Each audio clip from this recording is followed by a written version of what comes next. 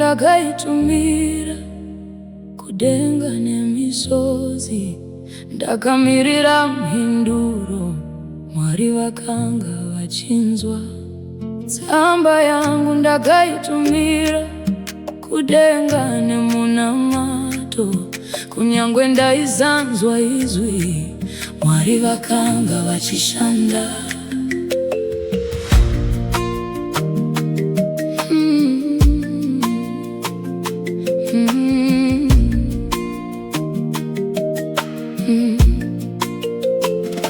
Makore akavhamba zvishoma, vanhu vachindibvunza, ko Mwari vaunonamata vari kupi nhasi?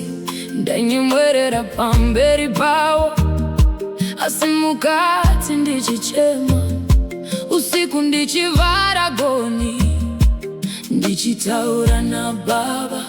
Ndakanyora hope dzangu pamapepa emoyo, ndikati shandirangarirei, musandipfurewo. Vamwe vachiseka misodzi, vachiti hazvichaitiki, asi ndakaramba ndichinamata, nekuti Mwari vanonzwa. Miromo yangu yaifamba, asi inzwi raizingabudi, moyo wangu chidanidzire, Ishe ndipindurei. Tsamba yangu ndakaitumira kudenga nemisodzi, ndakamirira mhinduro, Mwari vakanga vachinzwa. Kunyarara kwavo hakusi kuramba, kunonoka hakusi kukanganwa, ndakamirira nguva yavo, Mwari vakanga vachishanda.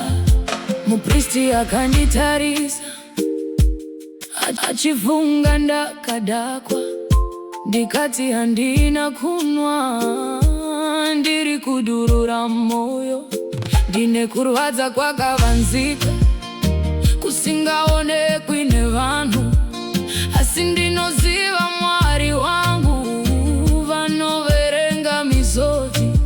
Ndakasiya mutoro wangu pamberi paJehovha, ndakasimuka ndichienda kumba, moyo wangu weiwine rugare.